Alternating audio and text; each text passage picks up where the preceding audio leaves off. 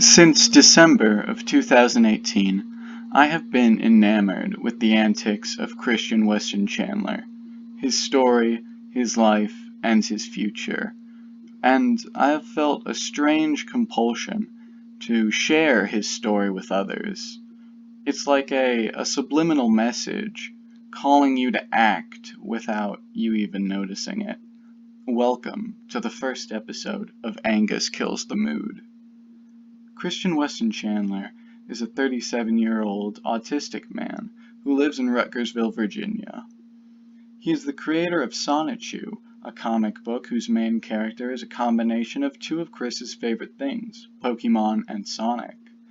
Chris's behaviors in his comic have caused him to be the target of various trolls for over a decade.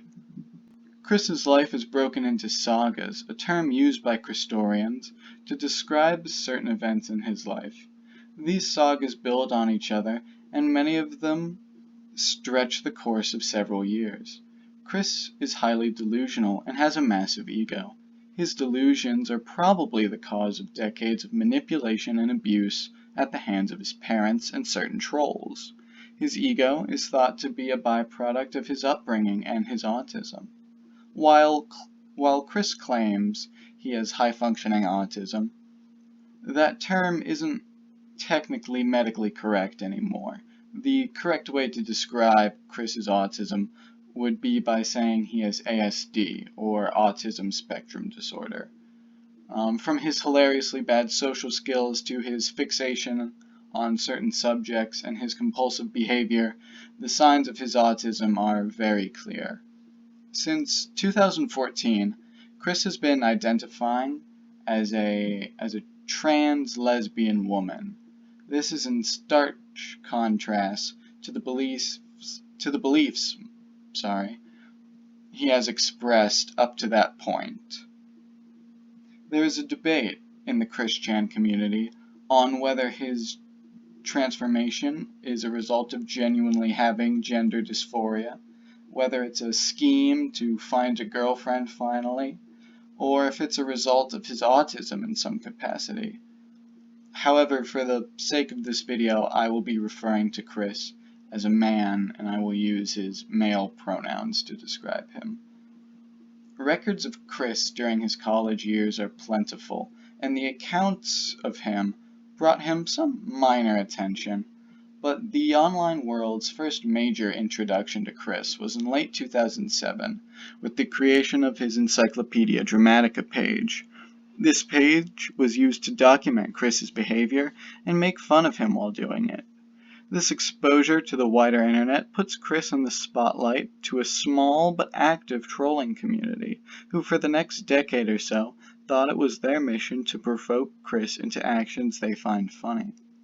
Most of the time, the efforts of the trolls were benign, things that a sound-minded person would take slight offense to and move on, but Chris is not a sound-minded individual. Actions like questioning his sexuality, questioning his character's sexuality, questioning his parents' sexuality, pretending to be a celebrity while questioning the sexuality of any of the previously mentioned groups. Come to think of it, a lot of Chris Chan trolling was just questioning the sexuality of certain groups of people. It's kind of pathetic, actually.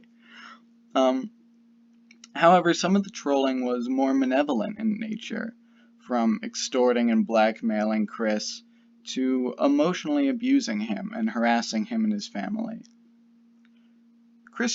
Chris's character, Sonichu, is a borderline illegal creation of Chris, whose story follows Chris's own life more often than it follows the events of his fictional world called Quickville, which is just his initials with the Ville at the end of it. It's very creative. Chris is very creative, you will find. How dare you question his creativity? Chris inserts himself and many of his real-life friends and enemies into his comics, giving him a space to play out his fantasies as he cannot see them fulfilled in his own life. The good old days, if they could be called that, of Chris Chan trolling are long gone, and it seems that Chris's memories of characters like Clyde Cash, Blanca, Blue Spike, Ivy, and Lakewood Chris are all distant and fading memories in Chris's mind now. Chris spends most of his days begging for money on the internet, retconning his comics just to make them shittier, and making claims that our world and the fictional world will become one, and that, half of all people will die as a result.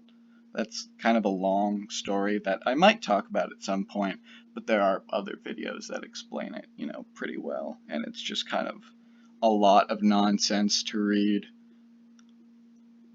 The people who watch Chris now are an interesting and mixed bunch. Many of them are just quiet observers looking for a quick giggle.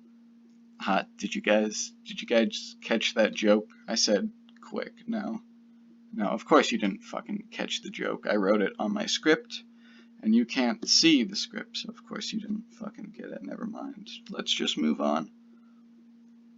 Alternatively, there are people who guard dog Chris, different than like white knighting Chris.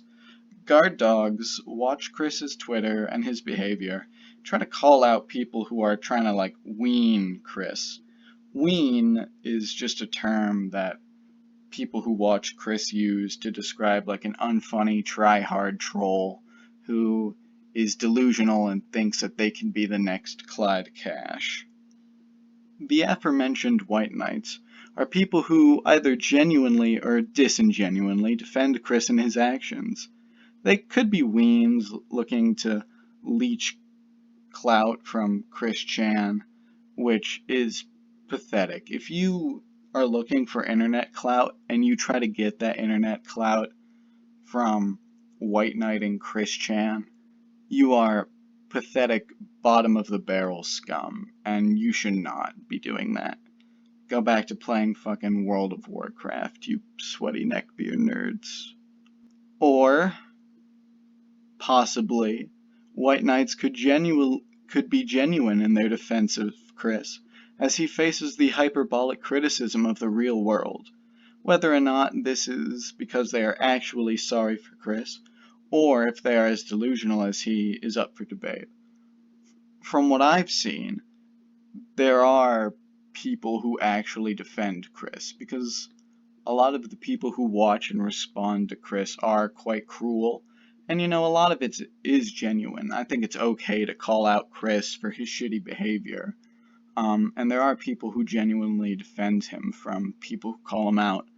But there are also plenty of deranged people, or people pretending to be deranged, that spend their time white knighting Chris. Chris's story is ongoing, and while many final chapters of the Christory book, he continues to update his comics with bad retcons and random spurgouts. Even today, as I recorded this, he tweeted about his altercation with the local police and a manager of a local Papa John's pizza chain, which may lead to the jail saga if some of the things he tweeted about are true.